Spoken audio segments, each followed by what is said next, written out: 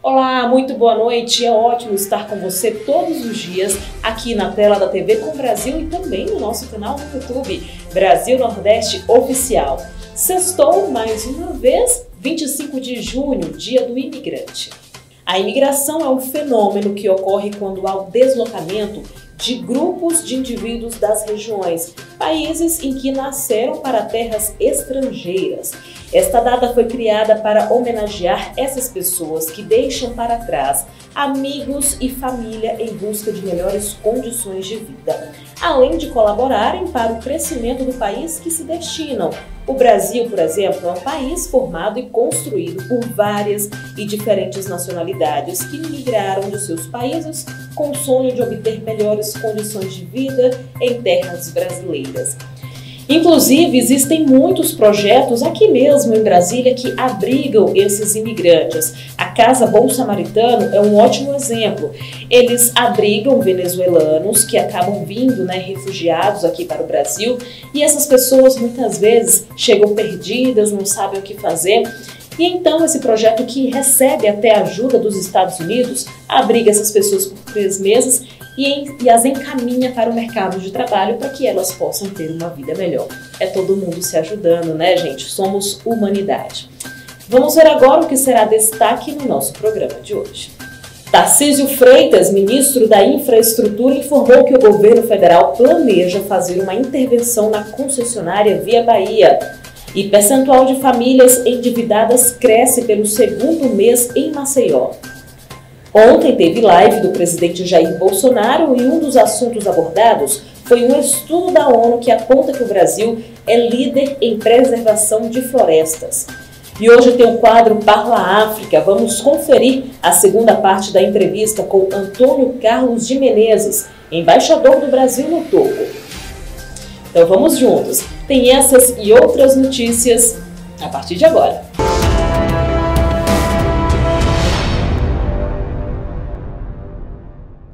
Mais uma vez, muito boa noite para você. Eu já começo chamando a nossa assistente de mídias sociais, que tem como principal destaque hoje, o primeiro destaque, a seguinte informação. Gente, 4 municípios sergipanos têm estado de calamidade pública aprovado pela Alese.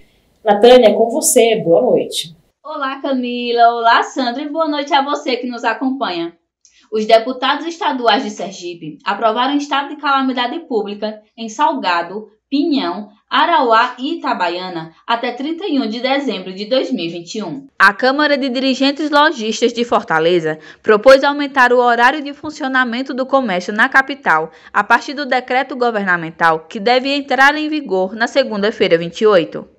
A proposta foi apresentada pelo presidente da CDL de Fortaleza, Assis Cavalcante, durante reunião do Comitê Estadual de Enfrentamento à Pandemia de Covid-19. O presidente da CDL sugeriu que as lojas de rua passem a funcionar de 9 às 19 horas e as dos shopping centers de 10 às 22 horas, que é o horário normal dos estabelecimentos do comércio em Fortaleza. Ainda no caso dos shoppings, a CDL solicita que a capacidade de funcionamento seja de 80%, percentual que vale para as vagas dos estacionamentos, hoje limitadas a 50%. Entre este mês de junho e o início de julho, mais de 2,5 bilhões de reais serão injetados na economia cearense, juntando o pagamento do 13º dos servidores e aposentados e a folha normal dos 2 meses. E olha só, gente, percentual de famílias endividadas cresceu pelo 2º mês seguido em Maceió. Assunto para Natânia Mello. O percentual de famílias com dívidas em Maceió aumentou pelo 2º mês seguido depois de um semestre em queda. Os dados são da pesquisa de endividamento e inadimplência do consumidor, divulgada pela FEComércio Alagoas. Em junho, o percentual de famílias endividadas na capital chegou a 62%, voltando ao patamar médio do começo do ano. Em termos absolutos, são quase 9 mil pessoas a mais com dívidas. O levantamento também revelou que o principal fator causador de dívidas é o uso de cartão de crédito. 96,8% dos consumidores da capital preferem realizar compras com o cartão. A pesquisa de endividamento e inadimplência do consumidor foi realizada pelo Instituto FEComércio Alagoas, em parceria com a Confederação Nacional do Comércio de Bens, Serviços e Turismo do Estado de Alagoas. E a CDL de Fortaleza propôs um aumento no horário de funcionamento do comércio da capital do Ceará. Pelos decretos legislativos da mesa diretora da Assembleia Legislativa, foram reconhecidas as solicitações dos prefeitos dos municípios. O reconhecimento de pedidos de calamidade pública está disposto no artigo 65 da Lei Complementar Federal nº 101, de 4 de maio de 2000. Nas solicitações, os gestores alegam dificuldade financeira para administrar os municípios em virtude da pandemia do novo coronavírus, declarada pela Organização Mundial da Saúde em março de 2020.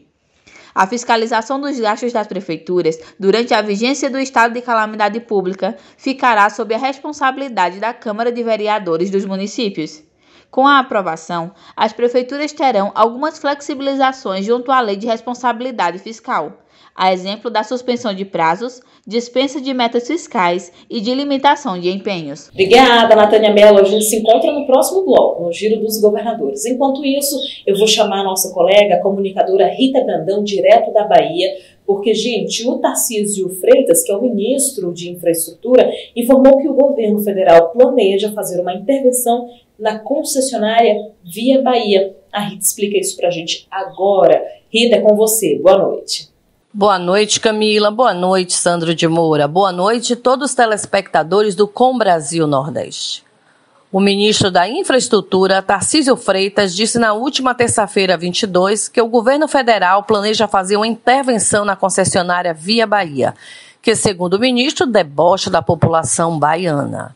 Diz o ministro: o Brasil é um país que, se o cara para de pagar o aluguel, o proprietário tem dificuldade de reaver um imóvel. Imagine tirar uma concessionária que tinha obrigação de fazer investimento e não fez. Vamos para mais uma fala do ministro. A Via Bahia é um caso sério, né? Assim, pior concessão no Brasil. A gente está travando uma batalha contra ela. E aí a gente vê como é importante fazer uma boa modelagem de concessão, porque as modelagens ruins geram contratos ruins e depois para tirar é um problema.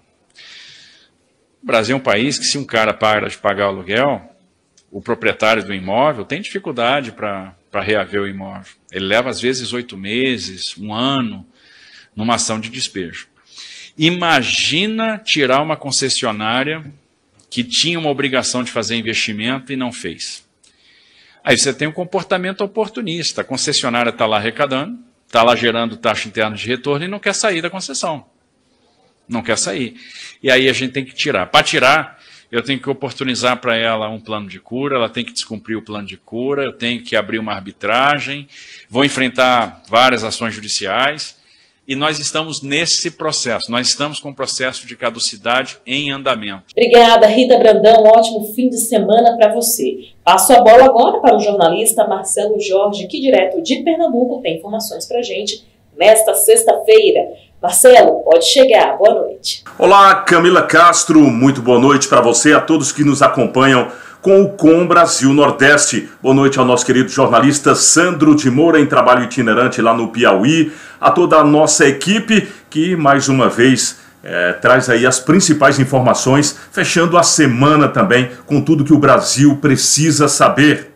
Olha, Camila, hoje falaremos sobre um projeto que precisava, pelo menos precisava, né, tramitar lá no Congresso, mas que está recebendo uma certa resistência. É que, segundo o deputado federal pelo PL de Pernambuco, Fernando Rodolfo, ele que é membro da Comissão de Segurança Pública, é o relator também do projeto de lei 5905 de 2019. Esse projeto, garante aos municípios um aporte de 30% dos recursos do Fundo Nacional de Segurança Pública. Na prática, Camila, a APL, se transformada em lei, daria à segurança a mesma importância da saúde e da educação, uma vez que ambas têm fundo próprio de financiamento, como o SUS e o Fundeb. Mas, segundo o próprio autor do projeto, o mesmo projeto vem sofrendo grande resistência dentro da própria comissão. De acordo com Rodolfo, os seus colegas parlamentares não estão percebendo a importância deste projeto. Vamos acompanhar o desabafo de Rodolfo durante reunião realizada naquela comissão. O projeto ele já vem sendo pautado já aqui há algumas semanas e a gente vem retirando de pauta. Eu acho que já pela terceira ou quarta vez que esse projeto sai da pauta. Então acho que houve tempo suficiente, mas não vi nenhuma iniciativa no sentido de se discutir, né, o mérito desse projeto, uma vez que ele já foi retirado de pauta várias vezes. Então seria só mais uma retirada. Eu sou contra a retirada de pauta hoje. Entendo a importância do projeto para os municípios. Os municípios têm amplas condições de, com esse recurso, fazer e implementar medidas de enfrentamento ao crime e contemplando assim a segurança pública. Sou de acordo que ele seja votado hoje para aprovar ou para rejeitar, mas eu acho que não dá para ficar protelando isso. Já há 3 semanas que esse projeto entra e sai da pauta, acho que chegou a hora de votar ou sim ou não. Ok. Final disso aí. Votação nominal, pode pedir a verificação?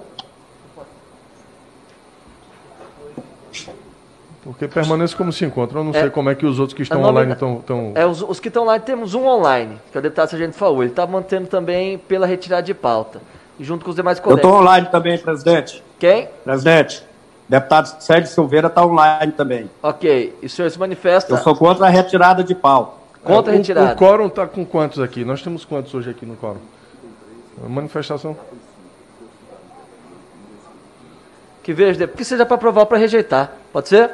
Não, por mim tudo bem, eu só acho que isso é muito ruim para a sociedade que acompanha e que espera um desfecho. Fica essa novela que entra e sai, tira e bota da pauta e não se chega a uma conclusão. A maioria prevalece. Eu concordo, Vossa Excelência, mas o plenário que é soberano, eu vou tomar iniciativa para que a gente possa pautar e votar para aprovar ou para rejeitar.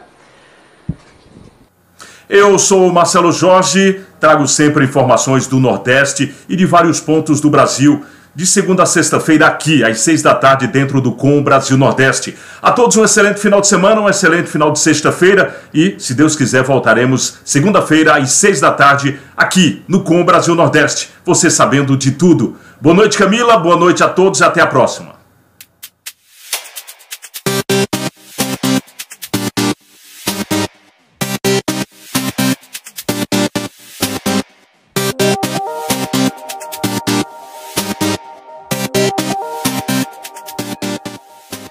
Obrigada, Marcelo Jorge. Até segunda-feira.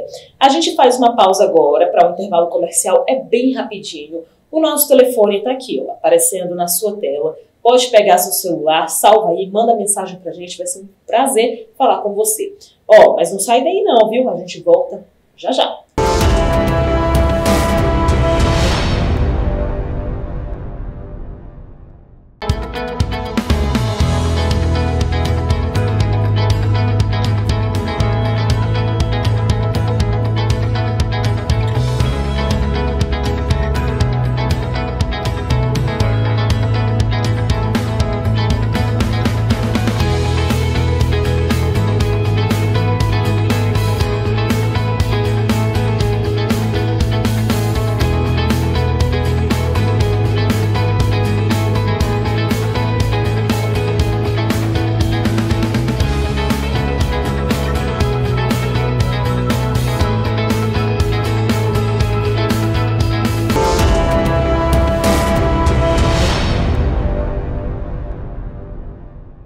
Olá, estamos de volta. E olha, hoje é sexta-feira, dia do quadro Parla África, com o professor Altair Maia. E hoje nós vamos conferir a segunda parte da entrevista que o professor fez com Antônio Carlos de Menezes, ele que é embaixador do Brasil no Togo. Esse bate-papo tá muito legal e por isso então você confere a segunda parte a partir de agora. Senhor embaixador, o Togo é um mercado de 8 milhões de habitantes, mas é a porta para diversos outros mercados adjacentes. Sabemos que o Porto de Lomé é um porto de águas profundas e recebe navios de grande calado. No entanto, as relações do Brasil, as relações comerciais do Brasil com o Togo são praticamente inexistentes. O que está faltando para que esse mercado aconteça? Professor Altair Maia, realmente eu trabalhei nos últimos quase 6 anos, trabalhei muito tentando derrubar essa barreira de desconhecimento que existe entre esses dois lados do Atlântico que historicamente são tão ligados. Há um desconhecimento muito forte do lado de lá quanto até onde fica o Brasil. A maioria dos togoleses tem aquela ideia de que fica nas Américas. Claro, nas Américas. Sendo que toda a região é muito voltada para a Europa.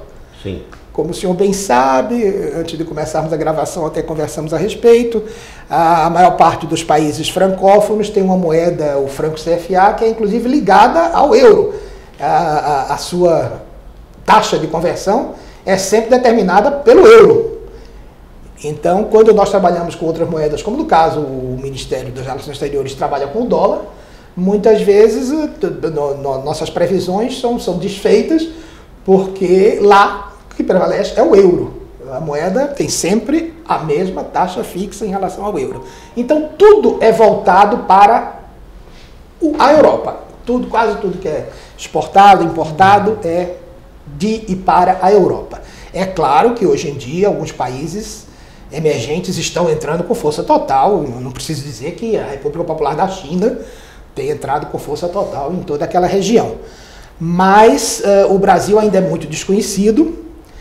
Eles não sabem que nós dispomos aqui no Brasil de uma indústria relativamente desenvolvida, que nós poderíamos prover aqueles supermercados imensos, às vezes até em níveis dos que nós temos aqui, dos Carrefour, o Extra da vida que nós temos aqui no Brasil. Há imensos supermercados em Lomé, em Cotonou, em Accra, há imensos supermercados com vários produtos de primeira qualidade, mas quase sempre europeus.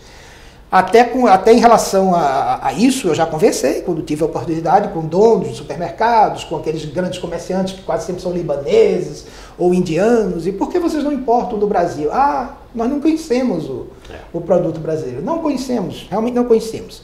Por outro lado, ao nos voltarmos para a nossa margem do Atlântico, na nossa margem do Atlântico também desconhecem a posição geográfica do Togo exata, essa sua importância essa importância do porto, como o senhor bem mencionou, e muitas vezes, inclusive, empresas brasileiras caem até em golpes de importações falsas.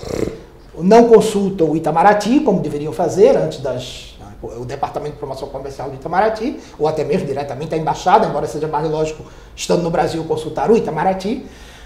E muitas vezes até perdem dinheiro em transações falsas. Agora, em tempos de pandemia, por exemplo, aumentaram muito essas tentativas de golpe.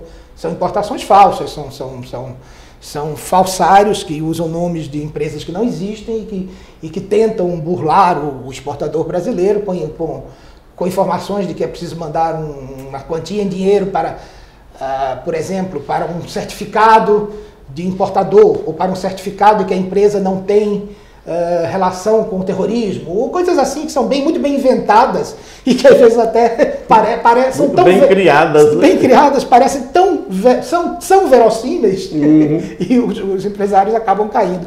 Então estamos aí, a embaixada e o Ministério das Relações Exteriores, estamos aí para apoiar esses exportadores. As autoridades togolesas têm plena noção disso. Em 2019, há exatamente 2 anos, foi no mês de junho de 2019, o ministro do exterior, o chanceler togolês, Roberto Jussei, esteve aqui em Brasília, conversou com o nosso então chanceler e chegaram à conclusão que era preciso haver um encontro empresarial, um grande encontro empresarial entre o Togo e o Brasil. E na ocasião, até colegas nossos que participavam da reunião disseram, por que não Brasil CDAO? Comunidade Econômica dos Estados da África Ocidental, porque nós temos a consciência de que o Togo é pequeno, mas o Togo tem um porto que serve a vários países da região, porque é o melhor porto da região. É o porto de águas profundas mais utilizado na região. Até os países vizinhos que têm saída para o mar, como o Benin, Gana, muitas vezes utilizam o porto de Lomé para importações e exportações. Sem falar em Burkina Faso, no Mali, no Níger, que são países mediterrâneos, que não têm saída para o mar, e dependem muitas vezes do porto de Lomé. Então é muito importante ter em conta que Lomé é um grande centro regional de irradiação, um hub, como se diz em inglês. Perfeito. Ok, muito obrigado, senhor embaixador. Nós temos aqui no Parla África a ideia e o objetivo de que, para desenvolver negócios com a África, primeiro temos que conhecer a África. E esse é o nosso objetivo, levar ao mercado brasileiro o que é a África, como a África se comporta, o que a África importa, o que a África exporta. Quer dizer, há algum tempo me falaram de que o embaixador brasileiro, numa reunião, falou a respeito dos aviões da Embraer. Lá não se conhecia, não se sabia que o Brasil produzia aviões. O presidente de lá esteve aqui, foi à Embraer e comprou um jatinho para levar para lá. Quer dizer, então, temos que divulgar a questão africana no Brasil e o Brasil na África. Senhor embaixador, agradecemos muito a sua presença e sempre que o senhor necessitar divulgar alguma coisa que aconteça do lado de lá do Atlântico, do lado de cá, nós estamos aqui à inteira disposição. Muito obrigado. Professor Altair Maia, eu também agradeço imensamente essa oportunidade e me ponho à disposição. Permaneço do outro lado do Atlântico, deveria mudar de país em breve, mas permaneço na mesma região e que bom poder contar com o seu apoio. Muito obrigado, boa noite a todos. Boa noite, senhores, e para encerrar o nosso programa de hoje, vamos colocar uma música típica do Togo. Muito obrigado e até a próxima sexta-feira.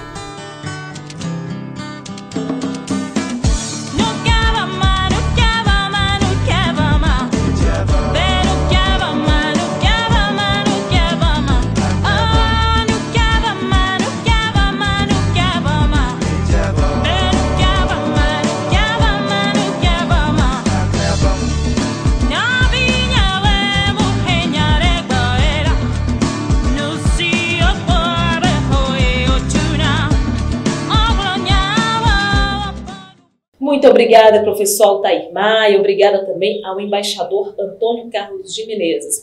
Foi ótimo, viu, esse bate-papo de vocês, muito enriquecedor e, claro, como sempre, a gente aprendeu muito sobre a África, né, gente, que nos encanta com certeza. E olha, como todas as quintas-feiras, ontem teve live do presidente Jair Bolsonaro nas redes sociais. E um dos assuntos abordados foi sobre um estudo da ONU que aponta que o Brasil é líder em preservação de florestas. Vamos conferir trechinhos, então, dessa live que rolou ontem. E olha o que está acontecendo. Eu tenho que falar, poxa. Afinal de contas, eu posso me omitir. Né? Vocês estão vendo aí que essa vacina, a Coronavac, está com problemas em alguns países do mundo, como, por exemplo, o Chile, entre outros. No Brasil não está sendo diferente. A gente vê notícias de asilos, por exemplo, que tem dezenas de idosos que tomaram as 2 doses e, depois de algum tempo, né, as pessoas são infectadas e entram em óbito. Então, se você tomou a vacina, Coronavac aí, tá, e porventura venha a ser infectado, procure um médico. Quem sabe você possa iniciar o tratamento imediato também. Porque botaram na cabeça dessas pessoas, se ela tomar a vacina, se for acometida do vírus, as consequências da infecção não vão ser muito sentidas, vão ser brandas. E tem gente morrendo por causa disso. Pode ter certeza. Estudo da ONU aponta que o Brasil é líder na proteção de florestas. Ao contrário que a parte da imprensa brasileira ataca o tempo todo a gente, né, que eu estou tocando fogo na Amazônia, que eu estou desmatando, tudo eu. Que não sei quem está fazendo isso, aquilo, contra a natureza, a verdade está aí. A floresta amazônica, pessoal, não pega fogo, ela é úmida. Pode ir lá com um galão de 20 litros de gasolina, jogar lá e tocar fogo, vai pegar fogo só no combustível. Na floresta não pega fogo. Mas tudo bem, vamos continuar aqui. 2,7 milhões de crianças deficientes. Elas vão numa situação de fome, praticamente, ficarem em casa. O governo federal mandou recursos para o município, quando manda, através do Ministério da Educação. E, obviamente, não chegou na ponta da linha isso que nós mandamos a título de alimentação para a garotada. Então, aqui em torno de 700 municípios não garantiram merenda aos seus alunos. Sabemos da dificuldade também, porque tem pais que moram longe, fica difícil buscar lá, etc, etc. Mas, olha a consequência, né, da forma não acertada de tratar a questão da pandemia. Porque quem decidiu fechar escolas não fui eu. Foram governadores e prefeitos. O vaccine, que corrupção é essa? Que corrupção é essa? Forçação de barra. Assim como o Luiz Miranda teve aqui, ele podia ligar para mim, ou ligar para o ajudante de ordem ali. Se fosse possível, ele atenderia. Agora não atendo mais. Não vou atender, obviamente. Ontem, o presidente Jair Bolsonaro esteve no Rio Grande do Norte para fazer entregas de obras importantes e também a liberação de recursos. Inclusive, nós mostramos aqui. Só que ele foi surpreendido, viu, durante essa visita por uma menina de apenas 10 anos de idade. E isso é assunto para o jornalista Sandro de Moura. Boa noite, Sandro. Boa noite, Camila Castro. Boa noite a todos que estão acompanhando o programa Com o Brasil Nordeste. Camila, passando aqui para registrar a presença do presidente Jair Bolsonaro esta semana na região Nordeste. Ele foi ao Rio Grande do Norte inaugurar uma barragem que há mais de 50 anos o povo daquela região pedia por essa obra. Finalmente, o presidente foi lá e inaugurou esta importante obra que vai atender a mais de 300 mil pessoas naquela região. Agora, o que me chamou muita atenção foi a participação de uma criança que recitou um cordel para o presidente da República, reconhecendo a sua coragem e, sobretudo, a proteção de Deus ao lado do presidente para cumprir a missão de governar, de dirigir esse grande país. E aí eu fico com a pureza da resposta das crianças e peço para que você coloque na tela a participação dessa jovem de 10 anos que homenageou o presidente da República em Rio Grande do Norte. Bom dia a todos vocês que estão aqui. Bom dia, presidente. Meu nome é Fábia Larissa, moro em Jucurutu, no sítio Bela Vista. Eu tenho 10 anos e sou bolsonarista. Presidente Bolsonaro, seja muito bem-vindo à minha linda cidade. Obrigada pela visita, por nos honrar de verdade. Só de ouvir falar que visitaria esse torrão, minhas pernas ficaram bambas, bateu forte meu coração. A minha fala tremeu, foi grande a emoção.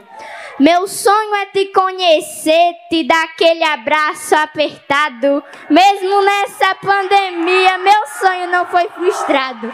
Queria pelo menos tirar uma foto com o presidente arretado. Bolsonaro, o senhor, é um homem de verdade. Defende a família, transmite paz à humanidade. Peço a Deus todos os dias que te livre da maldade. Nosso Nordeste te ama. Mentira de quem fala ao contrário. O Nordeste reconhece que és um homem preparado. Alguns tentam te derrubar, mas são fracos para enxergar que Deus está do seu lado. Que nosso Papai do Céu te livre das garras dos lobos e finalizo esse cordel com meu coração cheio de renovo. Brasil acima de tudo e Deus acima de todos.